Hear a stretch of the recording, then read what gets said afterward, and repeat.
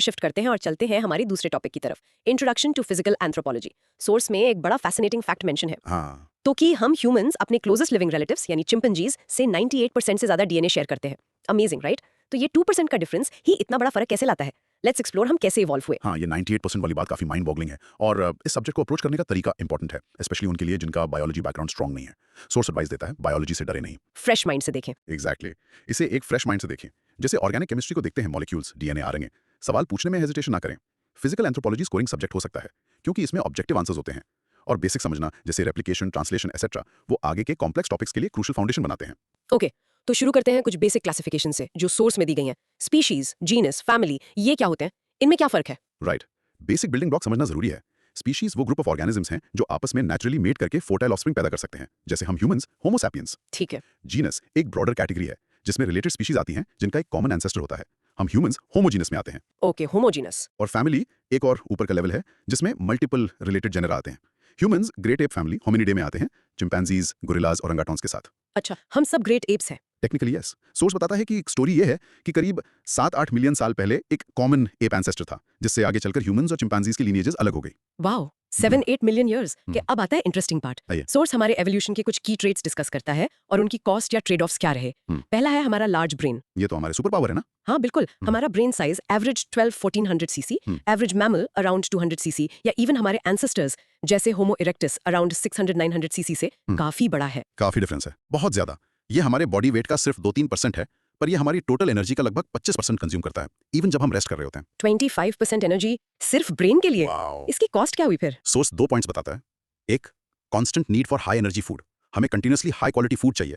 दूसरा, relatively weaker muscles, हमारी muscles atrophied हैं कंपेयर टू अदर एप्स क्योंकि एनर्जी ब्रेन की तरफ डाइवर्ट हो गई। मतलब ब्रेन पावर के लिए फिजिकल स्ट्रेंथ कम हो गई। एक तरह से हाँ, हम चिंपैंजी से आर्गुमेंट जीत सकते हैं पर आर्म रेसलिंग शायद नहीं। सही बात है। दूसरा मेजर ट्रेट जो सोर्स डिस्कस करता है, बाइपीडलिज्म, यानी दो पैरों पर चलना।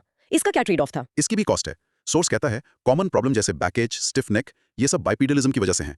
बॉडी वेट अब सिर्फ 2 लेग्स पर है, मेक सेंस। लेकिन चाइल्ड बर्थ के लिए वाइडर पेल्विस नीडेड है। तो इसका सोल्यूशन क्या निकला? नेचर का solution, shorter gestation period. Human babies relatively immature पैदा होते हैं जिनका ब्रेन डेवलपमेंट बर्थ के बाद भी चलता रहता है, और इस लंबी डिपेंडेंसी ने सोशल टाइज को एक्सट्रीमली इंपॉर्टेंट बनाया। अच्छा, इसलिए हम इतने सोशल हैं। हाँ, हमें एक दूसरे की जरूरत पड़ने लगी सर्वाइवल के लिए, जिसने हमें हाईली सोशल एनिमल्स बनने में हेल्प की। तो एक सवाल यहाँ सोचने लायक है, क्या आज की टेक्नोलॉजी ड्रिवन लाइफ में हमारी ये फंडामेंटल सोशल डिपेंडेंसी कम हो रही है या बस उसका फॉर्म बदल रहा है? कैसे? What do listeners think? बहुत इंटरेस्टिंग कनेक्शन है बाइपेडलिज्म और सोशल स्ट्रक्चर के बीच। फिर सोर्स में आता है डिस्कवरी ऑफ फायर। ये कैसे गेम चेंजर बनी? फायर ने 3 मेजर चीजें दी एज पर द सोर्स। पहली, लाइट। हाँ, रात में एक्टिविटी टाइम बढ़ गया। एग्जैक्टली। दूसरी, वार्मथ, जिसने कोल्ड क्लाइमेट्स में सर्वाइवल को पॉसिबल बनाया। इससे कुछ बायोलॉजिकल अडेप्टेशंस की जरूरत भी कम हो गई, जैसे बॉडी पर एक्स्ट्रा फैट। ठीक है। और तीसरी, सबसे इंपॉर्टेंट, कुकिंग को पॉसिबल बनाया। कुकिंग। और कुकिंग का इंपैक्ट क्या हुआ? सोर्स क्या कहता है इस बारे में? कुकिंग ने फूड को सॉफ्ट किया, इसका कैस्केडिंग इफेक्ट हुआ, हमारे टीथ और जॉस छोटे हो गए। अच्छा। हाँ, साइड इफेक्ट मैलोक्लूजन, यानी टीथ का ठीक से अलाइन ना होना एक कॉमन प्रॉब्लम बन गई। च्यूइंग टाइम ड्रास्टिकली कम हो गया, डाइजेशन सिंपलर हो गया। तो इंटेस्टाइन छोटी हो गई। हाँ, हमारी इंटेस्टाइन छोटी हो गई, और जब इंटेस्टाइन को कम एनर्जी चाहिए तो वो फ्रीडम एनर्जी कहाँ गई? ब्रेन के पास। एग्जैक्टली, ब्रेन के पास। इसने ब्रेन ग्रोथ को फर्दर बूस्ट किया। ये एक फैसिनेटिंग चेन रिएक्शन है जहां कल्चर यानी फायर और कुकिंग ने बायोलॉजी को डायरेक्टली शेप किया। अमेजिंग है ना? वाओ, ये तो कमाल का कनेक्शन है। और बाइपीडलिज्म से हमारे हाथ भी फ्री हुए थे। सोर्स इसे free hands and opposable thumb के अंडर डिस्कस करता है। बिल्कुल, फ्री हैंड से हम चीजें ग्रास्प कर पाएं, टूल्स बना पाएं और चीजें कैरी कर पाएं।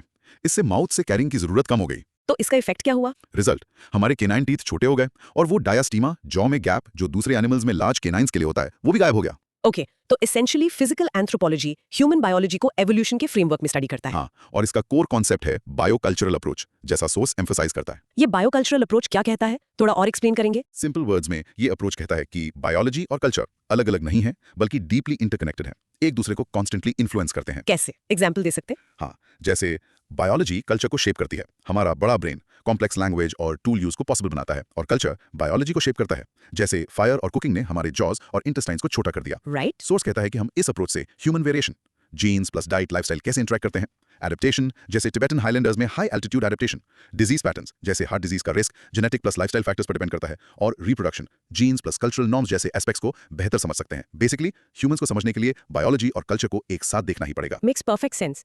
तो इस फील्ड का नाम कैसे इवॉल्व हुआ ओवर टाइम? सोर्स में इसका जिक्र है शायद। हाँ है। शुरू में इसे फिजिकल एंथ्रोपोलॉजी कहा जाता था। Focus mainly physical form, measurement, classification पर था। Old school approach sort of. हाँ, फिर 1950s में एसएल वॉशबर्न नाम के एंथ्रोपोलॉजिस्ट ने न्यू फिजिकल एंथ्रोपोलॉजी का कंसेप्ट इंट्रोड्यूस किया। इसमें genetics, evolutionary theory, primate behaviour और इंटरडिसिप्लिनरी अप्रोच पर ज्यादा जोर था और बायोकल्चरल पर्सपेक्टिव सेंट्रल बन गया। ओके, ज्यादा मॉडर्न अप्रोच। हाँ, राइट। आजकल सोर्स कहता है बायोलॉजिकल एंथ्रोपोलॉजी टर्म ज्यादा कॉमनली यूज होता है। ये इसके ब्रॉडर स्कोप को रिफ्लेक्ट करता है, जिसमें ह्यूमन बायोलॉजी, एवोल्यूशन, बिहेवियर और बायोकल्चरल इंटरेक्शन सब शामिल है। Okay, biological anthropology, got it. अब इस बायोकल्चरल एवोल्यूशन को ठीक से समझने के लिए सोर्स थोड़ा जेनेटिक्स बेसिक्स भी टच करता है। Let's quickly go with them. Right.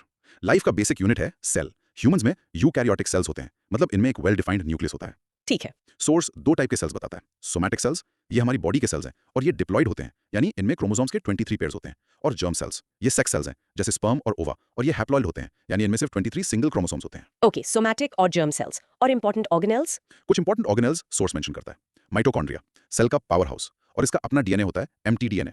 ये सिर्फ मदर से इनहेरिट होता है, इसलिए एंसेस्ट्री ट्रेसिंग में बहुत यूजफुल है। ओह, इंटरेस्टिंग। फिर राइबोसोम्स हैं, जो प्रोटीन सिंथेसिस के लिए इंपॉर्टेंट है। ओके। और सबसे इंपॉर्टेंट न्यूक्लियस, जिसके अंदर हमारा मेन जेनेटिक मटेरियल यानी डीएनए और आरएनए होता है। डीएनए और आरएनए का स्ट्रक्चर ब्रीफली कैसे डिस्क्राइब किया सोर्स ने? सोर्स कहता है कि डीएनए एक डबल हेलिक्स स्ट्रक्चर है, जैसे एक ट्विस्टेड लैडर। अच्छा। आरएनए जनरली एक सिंगल स्ट्रैंड होता है। ओके। दोनों न्यूक्लियोटाइड बेसिस से बने होते हैं। डीएनए में 4 बेसिस हैं, ए एडेनिन, टी थाइमिन, जी ग्वानिन और सी साइटोसिन। एक सिंपल रूल है, ए हमेशा टी के साथ पेयर करता है और जी हमेशा सी के साथ। A T weaker double bond है, जी सी स्ट्रॉन्गर ट्रिपल बॉन्ड है। इसी अनइक्वल बॉन्ड स्ट्रेंथ से ही कॉइलिंग होती है। अच्छा, एटीजीसी पेयरिंग। हाँ, और डीएनए का sequence in A T G सी का ऑर्डर ही बेसिकली जेनेटिक इन्फॉर्मेशन का कोड है। आरएनए में टी की जगह यू यूरासिल बेस होता है। Got it.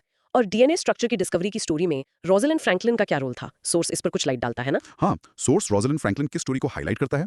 उन्होंने crucial X ray diffraction image produce की थी, जिसे फोटोग्राफ 51 कहते हैं।